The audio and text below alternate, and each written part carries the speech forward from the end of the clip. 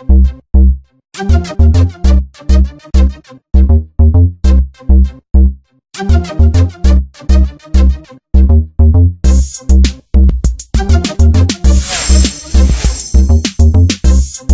is IBSports. I'm BJ Griffin. UFC 121. It's been a while since I did one of these things.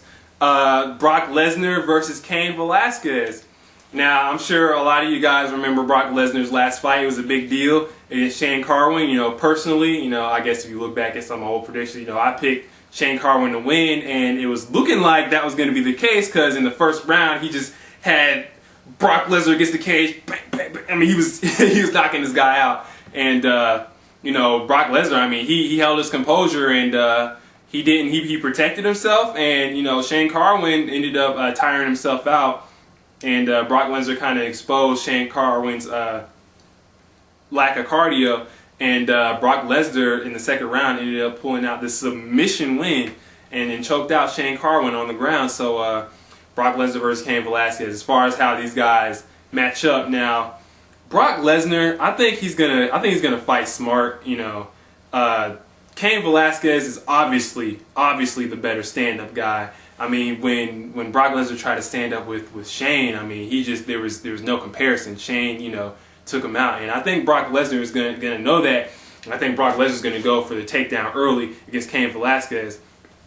And Brock Lesnar's takedowns are explosive. This guy, I mean, he's extremely athletic. He will charge you from the other side of the ring and go, and you know, he'll take you down from there. I mean, he's like a bull, and his wrestling's outstanding. He has a considerable size advantage against Cain Velasquez, and I believe his wrestling is better than Cain Velasquez. In my opinion, his wrestling is better than Cain Velasquez, and I think that Brock Lesnar will dominate this fight. You know, using, well, not just.